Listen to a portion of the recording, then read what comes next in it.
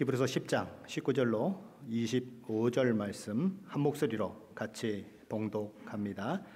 그러므로 형제들아 우리가 예수의 피를 힘입어 성소에 들어갈 담력을 얻었나니 그 길은 우리를 위하여 휘장 가운데로 열어놓으신 새로운 살 길이요 휘장은 곧 그의 육체니라. 또 하나님의 집 다스리는 큰 제사장이 계심에 우리가 마음의 뿌림을 받아 악한 양심으로부터 벗어나고 몸은 맑은 물로 씻음을 받았으니 참 마음과 온전한 믿음으로 하나님께 나아가자. 또 약속하신 이는 미쁘시니 우리가 믿는 도리의 소망을 움직이지 말며 굳게 잡고 서로 돌아보아 사랑과 선행을 격려하며 모이기를 패하는 어떤 사람들의 습관과 같이 하지 말고 오직 권하여 그날이 가까움을 볼수록 더욱 그리하자. 아멘. 오늘 우리가 살고 있는 시대는 무엇을 믿는가 하는 것보다 어떻게 사느냐가 더 중요하다는 그런 시대입니다. 무엇을 믿느냐고 하는 것은 별로 중요하지 않다는 것입니다. 무엇을 믿느냐는 것보다 어떻게 사느냐가 중요하다는 거죠. 그런데 성경은 그렇게 얘기하지 않습니다. 무엇을 믿느냐가 너무너무 중요하다. 왜냐하면 무엇을 믿느냐 하는 것이 확정되지 않으면 진정으로 어떻게 사느냐라는 문제로 나아갈 수 없기 때문에 그런 것이죠. 사도 바울은 갈라디아서 1장 8절에서 이렇게 얘기합니다. 그러나 우리나 혹 하늘로부터 온 천사라도 우리가 너희에게 전한 복음 외에 다른 복음을 전하면 저주를 받을지어다. 사람은 물론 하늘에서 온 천사라도 사도 바울이 전한 복음 이외에 다른 복음을 전한다면 저주를 받아야 한다고 사도 바울은 말하는 것입니다. 왜 사도 바울은 이렇게까지 정말 심할 정도로 이야기할 수밖에 없었는가? 왜 다른 복음이 전파되는 것을 그토록 강력하게 차단하려고 애썼는가? 그것은 성경이 베이스가 되어 있는, 성경이 기초가 되어 있는 말씀을 통하여서 우리에게 전달되는 구원의 복음이 아니면 아무도 구원에 이룰 수 없고 그 복음으로 말미암아 새 생명을 얻을 수 없기 때문에 그런 것입니다. 구원에 이르지 못하면 하나님께서 원하시고 기뻐하시는 그런 삶을 사는 것 자체가 불가능합니다. 아니, 불가능할 정도가 아니고 오히려 본성적으로 하나님을 대적하는 그런 위치에 설 수밖에 없는 것이지요. 그러니 교리가 무슨 소용이 있습니까? 성경의 진리가 무슨 소용이 있습니까? 그냥 사는 것이 중요하다고 주장하는 것은 어찌 보면 바보 같은 주장인 것입니다. 히브리서는 모두 13장으로 되어 있습니다. 그런데 히브리서 1장부터 10장 18절까지는 어느 부분을 다루고 있냐면 교리 부분을 다루고 있어요. 그리고 오늘 본문이 시작되는 10장 19절부터 13장 마지막 절까지는 실천 부분을 다루고 있습니다. 근데 분량으로 보면 교리 부분이 1이라고 하면 실천을 다루는 부분은 3분의 1 분량도 안 된다는 것입니다. 성경이 이야기하고자 하는 것은 이 교리 부분이 그토록 중요하다. 그 얘기를 하는 것입니다. 그래서 히브리서 저자는 1장부터 10장 18절이 전개되는 그 긴 시간 동안에 어찌 보면 우리가 생각해도 너무 이거 반복하는 것은 아닌가? 왜 이런 이야기들이 또 이야기되고 또 이야기되는가? 때로는 저의 설교를 들으면서도 여러분들도 저 목사는 왜 했던 얘기 또 하나? 이런 생각을 했을지도 모르는 것입니다. 그만큼 교리가 중요하기 때문에 하나님께서 우리에게 주신 것이 무엇인지, 하나님께서 우리에게 허락하신 그 구원이 무엇인지 그것을 아는 것이 너무너무 중요하기 때문에 이 히브리서 저자는 먼저 교리 부분을 다루고 오늘 본문에서야 드디어 이제 실천적인 부분을 다루고 있는 것입니다. 그러면 우리는 어떻게 살아야 합니까? 오늘 설교의 제목이에요. 그 실천적 부분을 다루고 있는 것입니다. 그러므로 형제들아 우리가 예수의 피를 힘입어 성소에 들어갈 담력을 얻었나니, 이래서 이 히브리서 저자는 그러므로라는 것을 그 앞에 접속사로 놓고 있는 거지요. 앞에 있던 모든 내용들, 교리적인 내용들을 다 설명하고 나서 그러므로 이제는 너희가 어떻게 살아야 하느냐, 그것을 다루고 있는 것입니다. 이런 성경의 교리들, 성경의 진리들을 통하여서 우리는 구원이 무엇인지를 알게 되고 무엇으로부터 우리가 구원받게 되는 것인가 하는 것을 알게 될 뿐만 아니라 그 구원이 어떻게 해서 나에게 주어지게 되었는가, 그 구원을 이루기 위해서 어떤 일들이 있었는가도 알게 되는 것입니다. 또한 구원받은 자들에게 어떤 일들이 일어나게 되는가 하는 것도 알게 되는 것이지요. 예수를 믿고 구원받은 자에게 무슨 일이 일어나는가? 요한계시록 3장 20절에서 우리 주님은 이렇게 말씀하십니다.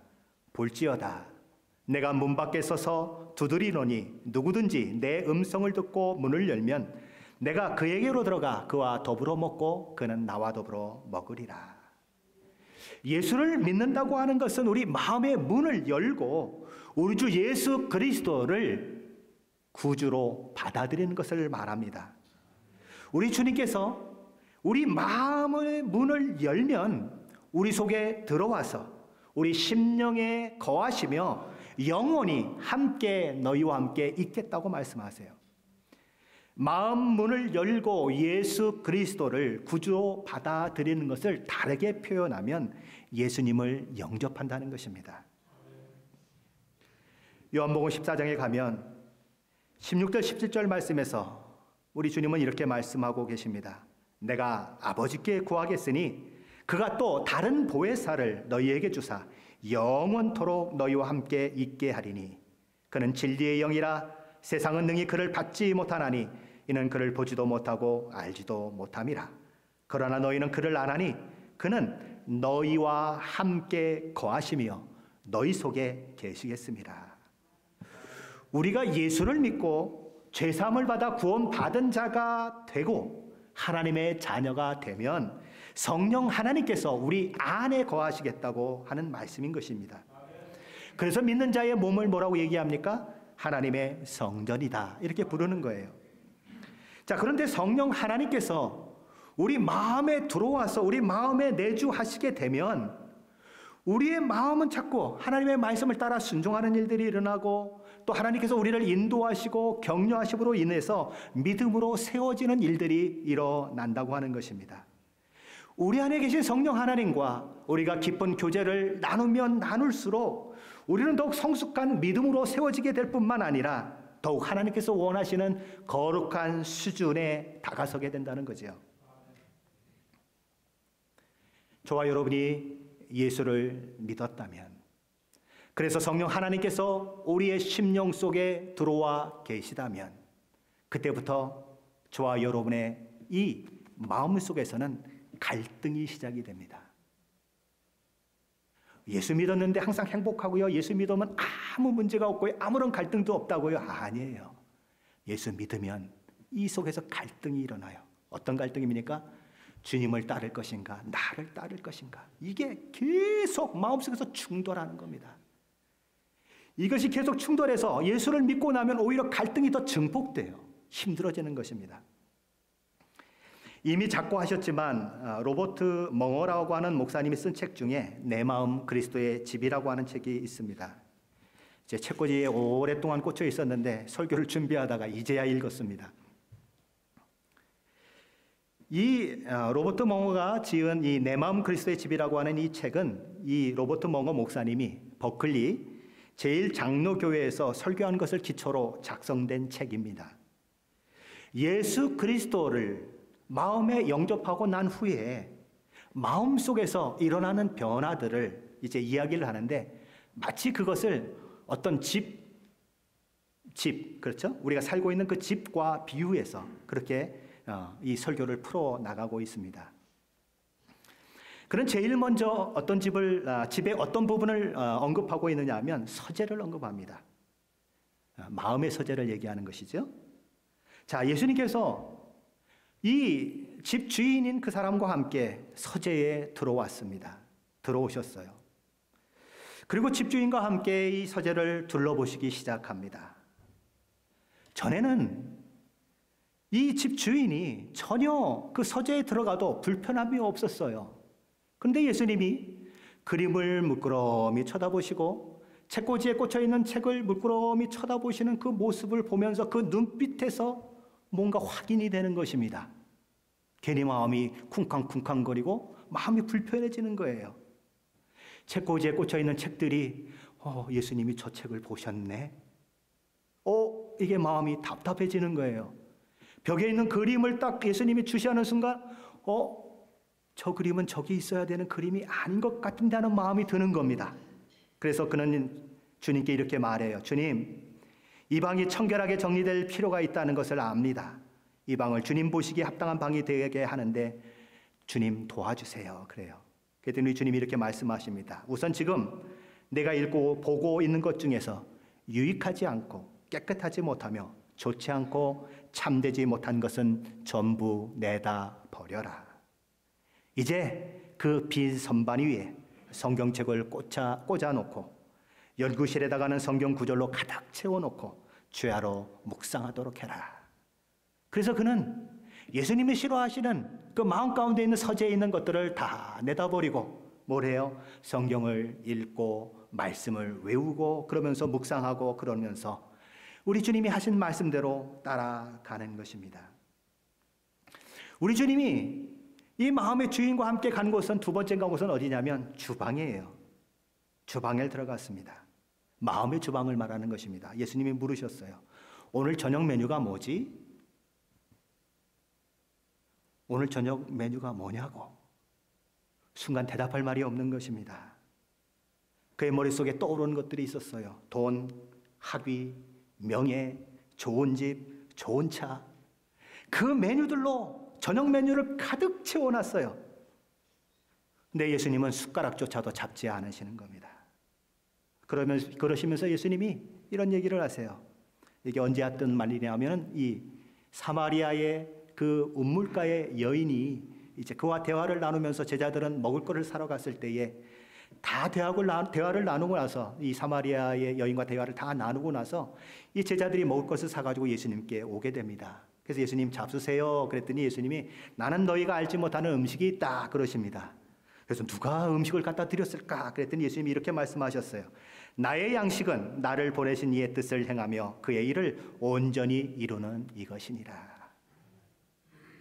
너는 돈, 학위, 명예, 좋은 집, 좋은 차, 좋은 직장, 너의 모든 욕망에 그런 것들이 차지하고 있지만 아니다. 나는 사실 예수님은 아무것도 안 드셨거든요. 그런데도 제자들을 교육시키기 위해서 뭐라고 그러십니까? 드시지 않으시면서 나의 양식은 나를 보내신 이의 뜻을 행하며 그의 일을 온전히 이루는 것이라고 말씀하셨듯이 그렇게 사는 삶을 원한다 그러신 거예요. 그래서 그는 예수님의 말씀을 따라 육신의 정욕과 안목의 정욕과 이생의 자랑이라고 하는 그런 것들을 따라왔던 그의 모습 가운데서 그런 삶을 조금씩 수정해 가기 시작하는 것입니다. 예수님이 세 번째로 들으신 것은 어디실까? 거실이에요. 거실은 늘 사람을 만나는 곳이지 않습니까? 이 마음의 거실은 늘 주님과 교제하는 곳입니다. 교제를 나누는 장소예요. 그런데 이 집주인이 항상 바쁜 거예요. 너무너무 바빠요. 그래서 주님과 깊은 교제는 우선순위에서 늘 밀려납니다. 늘 뒷전이에요. 어느 날도 황급히 약속 시간이 잡혀서 그 약속 시간에 가려고 막 문을 열고 막 뛰어나가는데 잠깐 보니까 거실에 분명히 사람이 없었는데 누군가 앉아 있는 겁니다. 그래서 이 웬일이야? 우리 집에 사람이 있을 리가 없는데 그러고 다시 문을 열고 들어가 보니까 그 거실 옆에 난로가 피워져 있고 거기에 누가 계시냐면 예수님이 계신 거예요. 아니 주님, 여기 이렇게 매일 계셨어요? 그럼 나 여기 매일 있었지.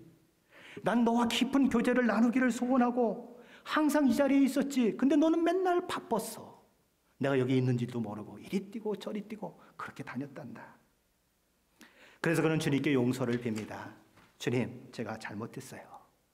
제가 이제부터는 주님과 그 깊은 교제를 나누는 그 일을 위해서 이 거실에서 주님과 늘 함께 시간을 보낼게요. 그러면서 그는 날마다 말씀을 읽고 묵상하고 기도하며 주님과 깊은 교제를 나누는 그런 일들을 하게 되었다는 거죠. 그렇게 주님의 방문이 계속됩니다. 이제 지하 작업실로도 들어가고 그가 또 여러 가지 오락기구가 있는 그 오락실로도 들어갑니다. 그리고 마지막에는 또 침실로도 들어갑니다. 거기서도 많은 일들이 일어나요. 그리고 주님께서 마지막 방문하신 곳은 어디냐면 벽장입니다. 이 벽장 안에는 오래된 금고가 하나 들어있어요. 금고는 열쇠로 꽁꽁 잠겨져 있습니다. 아무에게도 알리고 싶지 않고 주님께도 이 부분만은 보이고 싶지 않는 그것들을 그 금고에다 집어넣는 거예요. 그런데 세상에 주님이 이렇게 말씀하시는 거예요. 야, 여기 왜 시체 썩는 냄새가 나냐? 주님이 그 냄새를 맡아서 두벅두벅 가시는데 어딜 가시냐면 벽장에 금고 앞에 서시는 거예요. 이 집주인이 막 속에서 화가 막 올라옵니다. 아니, 주님이 여기까지 간섭을 하시려고 그러시는 겁니까? 여기는 마지노선이라고요. 나는 여기는 포기할 수 없다고요. 하면서 막 속에서 막 올라오는데 그건 안 돼요 하고 막 하고 싶은데 그러지를 못하는 것입니다. 주님의 눈과 눈이 마주치니까 도저히 그럴 수가 없는 거예요. 그래서 또 그 금고의 열쇠를 주님께 내어드립니다. 주님, 그래요. 여기도 주님이 청소하세요. 그래서 그의 마음이 예수를 믿고 나서 점점 그렇게 청소되고 깨끗해져서 주님을 더 닮아가고 주님을 더 알아가는 일들이 일어났다고 하는 것을 그렇게 비유를 들어서 설교를 하신 거지요. 저여 여러분의 마음 가운데 우리 주님께서 들어오시면 마음에 갈등이 일어날 수밖에 없습니다. 그런 갈등을 통해서 내 것을 하나하나 포기해가고 주님 것을 하나하나 붙들 때 우리는 하나님의 사람이요 거룩한 사람으로 세워진다고 하는 거죠. 저와 여러분의 마음에도 그렇게 할 때에 오늘 이 책 속에서 나오는 사람처럼 내 마음 그리스도의 집이라고 하는 이 책에서 나오는 그 사람처럼 변화를 겪을 수 있다. 그 얘기를 하는 것입니다. 저로 말미암아 하나님의 진노 아래에 있었던 우리가 어떻게 하나님께 사랑받는 존재가 되고 우리가 어떻게 하나님과 기쁜 교제가 가능한 존재가 되어 이런 변화된 삶을 사는 것이 가능하게 되었는가? 오늘 보면 19절 21절 말씀은 이런 이유 때문이다 이렇게 얘기합니다. 우리 19절로 21절 말씀 다시 한번 같이 봅니다. 그러므로 형제들아 우리가 예수의 피를 힘입어 성소에 들어갈 담력을 얻었나니 그 길은 우리를 위하여 휘장 가운데로 열어놓으신 새로운 살 길이요 휘장은 곧 그의 육체니라. 또 하나님의 집 다스리는 큰 제사장이 계시매.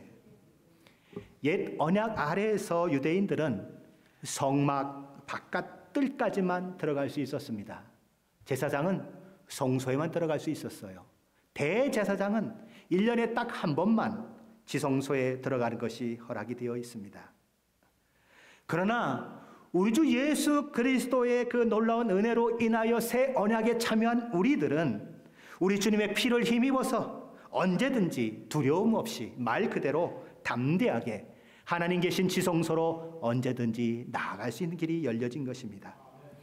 예수 그리스도의 십자가의 죽음을 통해서 죄인된 우리가 죄사함을 얻고 하나님 앞에 담대히 들어가는 권리를 얻게 되었다는 것을 상징적으로 보여주는 것이 무엇입니까? 예수님께서 십자가에 달려 돌아가셨을 때에 지성소와 성소를 아주 두꺼운 커튼으로 막고 있던 그 휘장이 위로부터 아래로 찢어져서 성소와 지성소의 구분이 없어져 버린 것입니다. 예수 그리스도의 십자가의 죽음으로 열어놓으신 길, 어떤 길입니까? 하나님께 나아가는 바로 그런 길인 것입니다. 그뿐만이 아닌 것입니다. 이 지성소로 나아가는 그 길에 우리 주님은 여전히 큰 제사장으로서 거기 계신 것입니다. 여전히 우리를 돕는 분으로서 우리가 하나님 앞에 나아가는 그 일들이 가능하도록 늘 우리를 위하여 간구하실 뿐만 아니라 우리를 바른 길로 인도하시는 그 일들을 우리 주님이 감당하고 계신 것입니다. 그 은혜를 입은 자들은 그래서 아무런 제한 없이 하나님 앞으로 나아갈 수 있게 된 것이지요. 그래서 히브리서 기자는 이제 22절에서 이렇게 얘기하는 것입니다. 22절 말씀입니다. 같이 봅니다. 우리가 마음의 뿌림을 받아 악한 양심으로부터 벗어나고 몸은 맑은 물로 씻음을 받았으니 참 마음과 온전한 믿음으로 하나님께 나아가자. 이제 마음의 뿌림을 받아서 악한 양심으로부터 씻음을 우리가 벗어났고 몸은 맑은 물로 씻음을 받았으니 이제 어떻게 해야 하느냐? 참마음과 온전한 믿음으로 하나님께 나아가야 한다. 이렇게 얘기하는 것입니다. 구약의 대제사장들은 지성소에 들어가려고 하면 제일 먼저 해야 하는 일은 자기 몸을 씻는 일이었습니다. 그리고 그 일을 한 후에는 속죄 제물을 하나님 앞에 드려서 자기 죄를 속함 받아야 했습니다. 그렇게 지성소에 들어갈 때에 몸을 씻고 희생 제사를 드리는 일들이 다 있은 후에야 그 지성소에 들어가게 되었는데, 그럼에도 불구하고 대제사장이 이 일들을 하다가 실수하면 죽어요. 죽게 되어 있습니다. 그래서 이런 이야기들이 전해지는 것입니다. 대제사장이 들어갈 때에 허리에다가 줄을 묶고 들어갔다고 얘기가 되고 있는 겁니다. 무슨 얘기죠? 만일 제사를 드리다가 잘못 드리면 어디서 죽어요? 지성소에서 죽어요. 그런데 지성소는 누구만 들어갈 수 있느냐 하면 대제사장만 들어갈 수 있습니다. 제사장도 들어가질 못해요. 그럼 그 시체를 어떻게 꺼내냅니까? 꺼낼 방법이 없는 겁니다. 그래서 허리에다가 끈을 묶어놨어요. 어떻게 하라고요? 죽으면 잡아당겨서 끌어내라는 겁니다. 자, 그러니 제사를 드리는 대제사장의 마음이 얼마나 조마조마하겠어요. 야, 이거 조금이라도 실수했다간 어떻게 돼요? 죽어요. 바깥에 있는 사람들도 얼마나 마음이 조마조마하겠어요. 저 제사장이 제사를 제대로 드려야 우리가 죄를 사함받을 수 있는데 만일 죽어버리면 그 제사를 하나님이 받지 않으셨다는 것이 아닌가.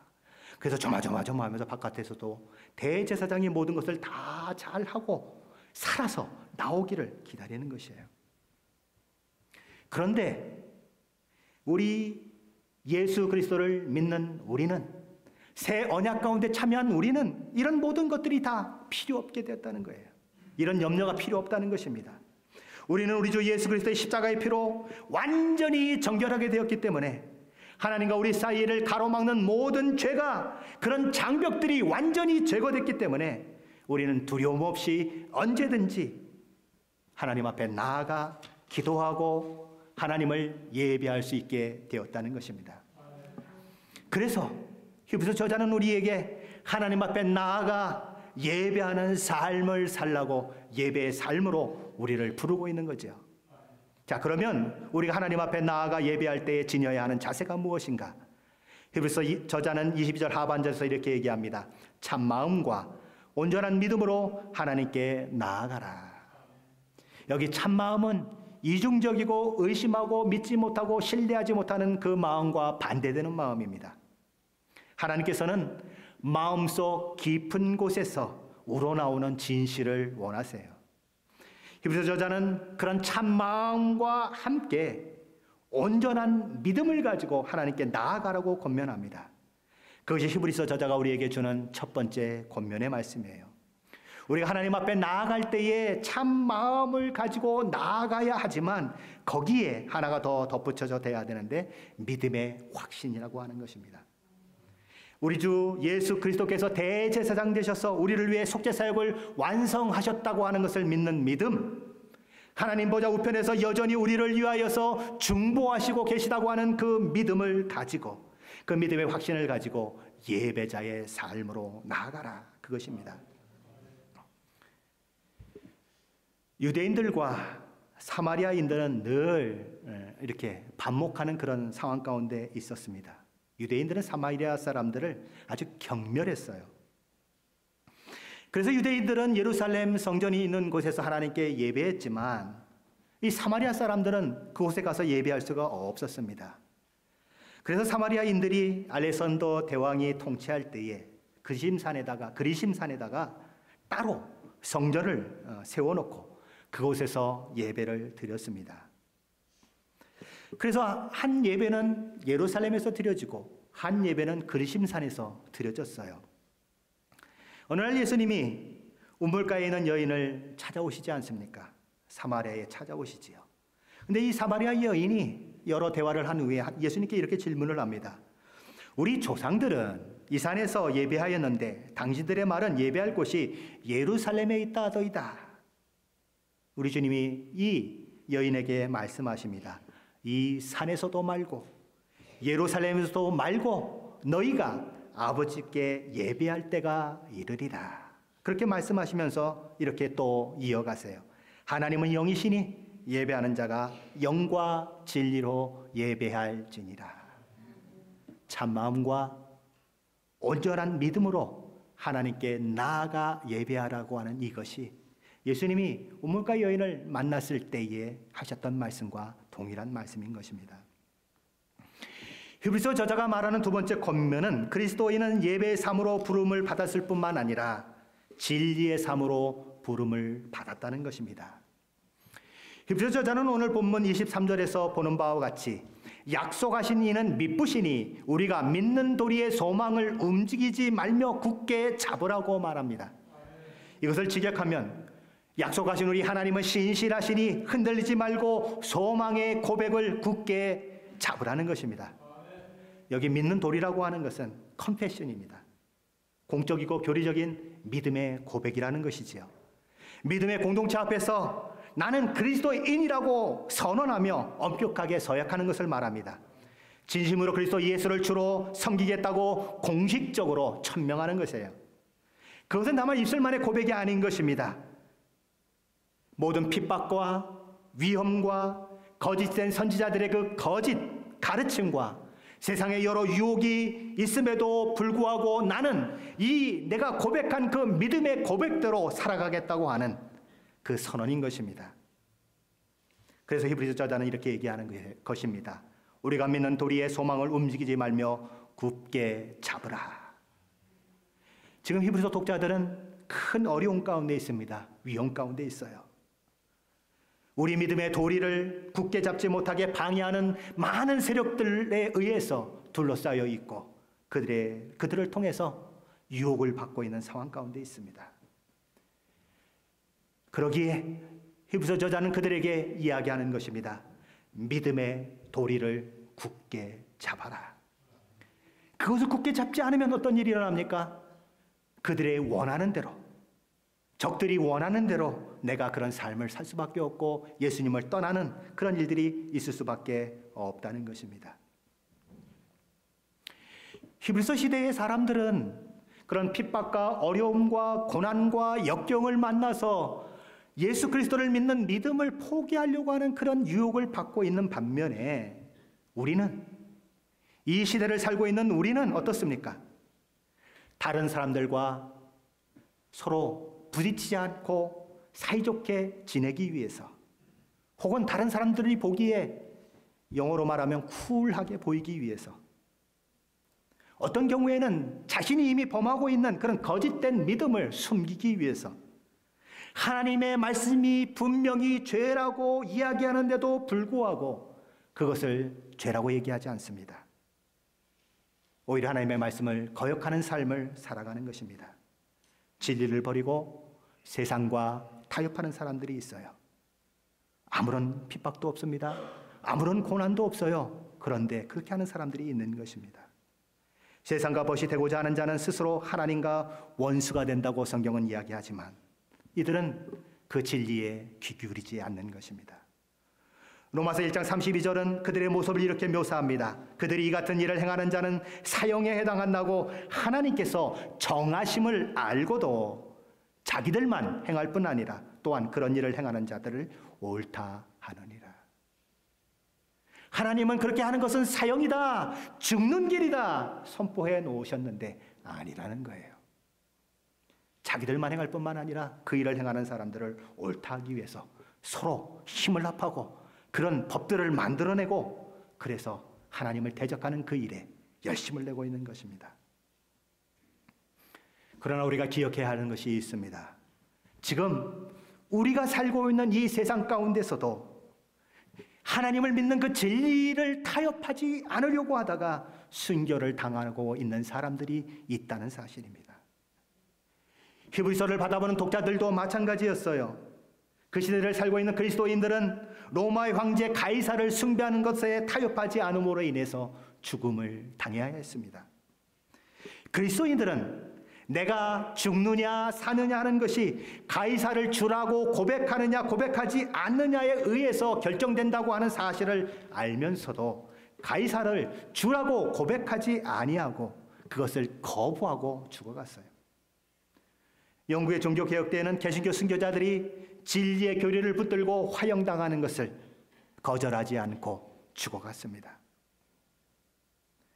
요한계시록 12장 11절에는 그런 믿음의 사람들을 이야기하면서 이런 기록을 남기고 있습니다. 또 우리 형제들이 어린 양의 피와 자기들의 증언하는 말씀으로써 그를 이겼으니 그들은 죽기까지 자기들의 생명을 아끼지 아니하였도다. 쉽게 말하면 진리의 말씀에 목숨을 걸었다는 거예요. 지금 히브리서를 받아보는 독자들은 박해와 고난을 당하는 상황에서 유대교로 돌아가려는 그 유혹을 강하게 받고 있습니다. 그런데 히브리서 저자는 지금 너희는 복음의 소망을 붙들어야 한다고 그렇게 얘기하는 것입니다. 복음의 이 진리를 꽉 붙들어라. 한번 당시 상황으로 한번 돌아가 보십시오. 히브리서 저자가 지금 얘기하는 이 권면이 그들에게는 어떤 권면이겠습니까? 어쩌면 인기 없는 권면인지도 모르는 것입니다. 그 권면을 따른다고 하는 것은 잘못하면 목숨을 버려야 하는 진짜 값비싼 대가를 요구하는 권면인 것입니다. 그럼에도 불구하고 히브리서 저자는 얘기하는 거예요. 유대교로 이전 길로 돌아가게 하는 자들과 타협하지 말고 그리스도에 대한 입장을 확고히 하라고 촉구하는 것입니다. 오늘을 살고 있는 우리는 기독교를 박해하는 지역이나 초대교회 또는 여러 세대에서 목숨을 걸고 지키려고 했던 하나님의 진리에 대해서 너무너무 쉽게 포기하며 살아가는 그런 시대에 있습니다.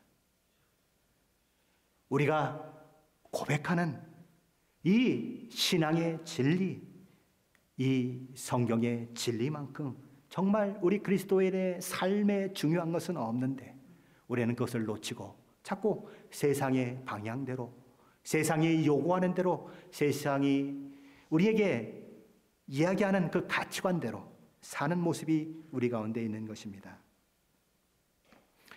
히브리서 저자가 세 번째로 마지막 하고 있는 권면은 24절로 25절 말씀입니다. 같이 한번 봅니다. 서로 돌아보아 사랑과 선행을 격려하며 모이기를 패하는 어떤 사람들의 습관과 같이 하지 말고 오직 권하여 그날이 가까움을 볼수록 더욱 그리하자. 이것은 판단하고 참견하기 좋아하는 사람이 되어서 다른 사람의 삶에 마구 관여하라는 말이 아닙니다. 다른 신자의 일에 깊은 관심을 가지라는 것입니다.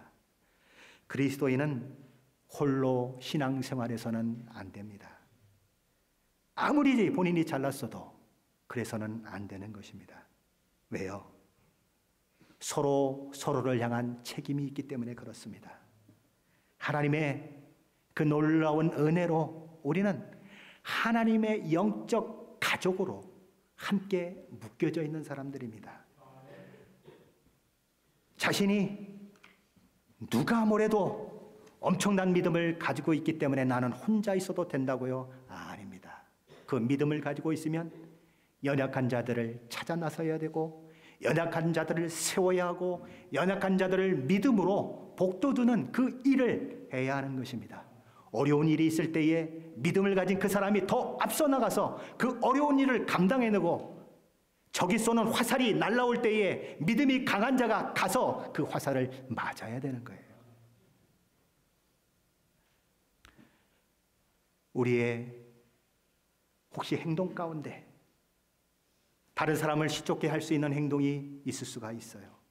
연약하고 또 믿음이 아직 초보에 있는 사람들에게 어려움을 줄 수 있는 우리의 행동들이 있을 수도 있는 것입니다. 그러면 우리는 어떻게 해야 합니까? 분명 나는 그 일을 행하는데 아무 문제가 없어요. 그럼에도 불구하고 그것으로 인해서 다른 사람이 상처 입고 어렵다면 내 권리마저도 포기할 수 있는 것, 그것이 우리 공동체 가운데 있어야 하는 것입니다. 다른 시자가 어떻게 하면 믿음으로 세워질 수 있는가? 그들의 믿음의 성장을 어떻게 도울 수 있는가? 그것을 생각하라는 것입니다. 이 시대는 점점 어두워갈 것입니다. 주의 날이 가까워오면 가까워올수록 믿음의 환경은 더 악화될 것입니다. 점점 믿는 자 간에도 사랑이 식어질 것입니다. 그러나 오늘 성경은 서로 돌아보라고 얘기해요. 서로 돌아보라고 하는 것은 서로 생각하라는 것입니다. 다른 그리스도인들의 신앙이 회의에 빠져 있는지, 낙심하고 있는지, 혹은 유혹을 받고 있는지 영적 상태에 주의 깊게 관찰하라는 것입니다. 우리는 그리스도 안에서 한 하나님의 자녀로 부르심 입은 영적 가족들입니다. 서로를 돌보아야 할 책임이 우리에게 있는 것입니다. 가장이 있는데 자기는 돈도 벌고 건강하다고, 난 나 혼자 살겠다고 집을 나가버리는 가장이 있다고 그러면 그 가장을 누가 멋진 가장이라고 이야기하겠습니까? 왜 그가 건강하고, 왜 그가 직장을 가지고 있고, 왜 그가 돈을 많이 벌 수 있는 환경이 주어졌습니까? 혼자 살라고요? 아닌 것입니다. 아내와 자식들을 서포트하고 그들을 잘 양육하고 보호하고 그 가정을 지키라고 그렇게 허락된 거 아니겠습니까? 교회도 마찬가지라는 거예요. 히브리서 저자는 우리가 서로를 돌보아야 하는 이유를 이렇게 설명합니다. 그것은 사랑과 선행을 격려하기 위해서 그렇다. 한 사람 한 사람이 열심을 내게 만들고 열정을 가지고 거룩한 삶을 살아가도록 자극하고 돌아보는 일을 하기 위해서 그렇다는 것입니다. 그래서 우리는 먼저 믿는 우리는 경건한 삶에 있어서도 모범을 보여서 믿음으로 사는 것이 저런 것이구나 하는 자극을 아직 처음 믿음에 접어든 사람들이나 아직 믿음에 오지 못하는 사람들에게 그런 자극을 줄 수 있어야 하는 거예요. 그리고 또한 합당한 권고를 그들에게 할 수 있어야 하고, 내 이기심이 아니라 사랑이 기초된 그런 마음을 가지고 그들을 격려할 수 있어야 하는 것입니다. 그런데 오늘 본문 마지막 절인 25절은 이런 말씀을 하고 있어요. 모이기를 패하는 어떤 사람들의 습관과 같이 하지 말고 오직 권하여 그날이 가까움을 볼수록 더욱 그리하자. 주님이 다시 오실 날이 가까워지면 가까워질수록 모이기에 힘쓰면서 서로 돌아보아 사랑과 선행을 격려하는 일을 해라, 이렇게 얘기합니다. 히브리서 저자가 이 히브리서를 기록하는 그 시대에 모이기를 패하는 어떤 사람들이 있었다는 것입니다. 얼마나 모이는 것이 위험했겠습니까? 모이면 들켜요. 혼자 예배하면 안 들켜요. 많이 모여서 예배하면 예배할수록 그 모임이 드러나게 될 수밖에 없는 것입니다. 그러니 모임을 포기해야 된다고 생각하는 사람들이 늘어나는 것입니다. 외부에 박해가 있습니다. 유대교로 돌아가라고 회유하는 그런 인물들이 있습니다. 그래서 어떻게 해요? 기독교의 그 신앙의 기초를, 기독교인으로서의 그 삶을 포기하는 첫 걸음으로서 시작되는 것이 무엇이냐 하면 모임을 포기하는 것입니다. 저와 여러분을 가만히 살펴보십시오.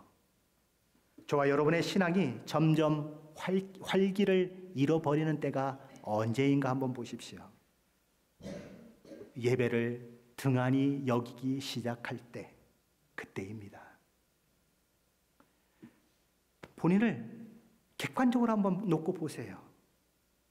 내가 예배에 길을 쓰고 참석했을 때에 내 신앙이 정말 복되고 아름다웠는지, 아니면 꽃감 빼먹듯이 이렇게 빼먹고 저렇게 빼먹고 그럴 때에 내 신앙이 아름다웠는지, 언제 내 신앙이 뒷걸음질 치고 언제 내 신앙이 바닥을 치는지 한번 생각해 보십시오.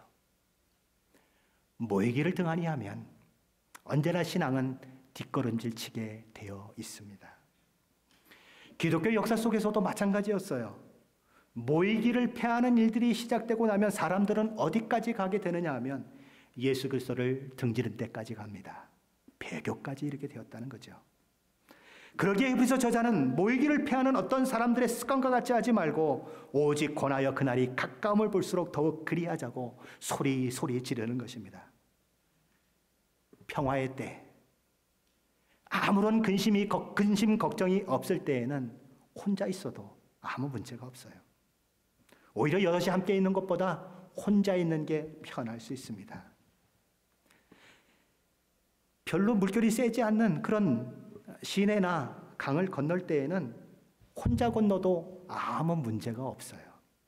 그러나 물결이 막 점점 거세지면 홀로 건너갈 수가 없습니다.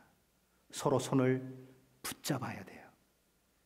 그래서 손으로 손이 연결돼서 마치 고리가 연결되듯이 여러 사람이 같이 손을 맞잡고 그 길을 건너가야 되는 거예요.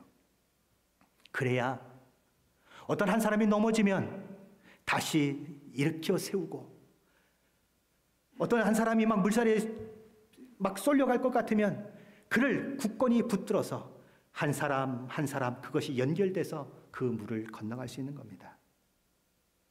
아주 낮은 여러분의 뒷동산을 올라가면 혼자 가도 아무 문제가 없어요. 자, 그런데 깎아지를 듯한 절벽에 있는 그 산을 오르려고 하면 그 함께 했던 모든 사람들이 로프로 서로를 연결해요. 그래서 한 사람이 혹시나 떨어지면 어떻게 돼요? 다른 사람의 몸에 연결되어 있어서 그 사람이 떨어져 죽지 않는 겁니다. 다시 일으켜 세워서 길을 갈 수 있게 만드는 거죠. 평화의 시기에는 전우도 별로 도움이 되지 않아요. 지들끼리 만나서 맨날 쌈박질합니다. 근데 전쟁이 일어나면은요, 그 전우는 내 생명과 같아요. 그의 도움이 없이는 전쟁을 수행할 수가 없는 것입니다. 믿음으로 살아야 하는 우리 환경은 날로 좋아지고 있습니까? 날로 악화되고 있습니까? 믿음을 지키기가 점점 쉬워지고 있습니까? 믿음을 지키기가 점점 어려워지고 있습니까? 그렇다면 여러분의 마음 가운데 답을 가지고 있다면 우리는 모이기를 힘써야 하는가 아니면 모이기를 패하여야 하는가 분명한 답이 여러분들 가운데 있게 될 것입니다. 왜 모여야 하는가? 왜 격려하고, 왜 서로 돌보고, 왜 서로를 위하여 기도하고 세워주고 하는 일들이 있어야만 하는가? 우리의 시대의 흐름은 점점 믿기가 어려운, 하나님 앞에 믿음을 지키기가 어려운 그 시대로 가고 있기 때문에 말세가 되면 될수록, 예수님이 오실 날이 가까우면 가까울수록 지금보다 더 잘 모여야 한다는 거예요. 그런데 우리는 어떻게 합니까? 거꾸로 해요. 저 어릴 때에는요, 그냥 새벽 4시 반만 되면은 우리 집사님들이 와서 기도해요. 기도하고 그리고서는 일을 나갑니다. 그리고 저녁 일을 다 끝나면 또 교회 와서 기도하고 하나님 앞에 매어 달려요. 그랬던 시절이 있어요. 그런데 우리는 지금 그러지 않잖아요. 너무 편해요. 모든 것이 다 갖춰졌어요.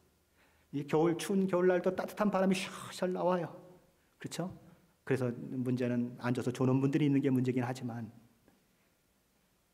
모든 것이 다 갖춰져 있는데도 불구하고 우리는 하나님 앞에 나와 모이기를 힘쓰는 그 일에 우리의 힘을 기울이지 않고 있습니다.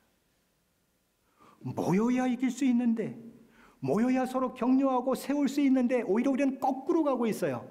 더 근심 걱정 없을 때는 모이기를 그렇게 힘쓰다가 더 악한 상황, 어려운 상황들을 만나가는데 그 경각심을 갖지 못하고 우리는 사는 것입니다. 곁에 있는 분들이 얼마나 고마운 분들인지 몰라요.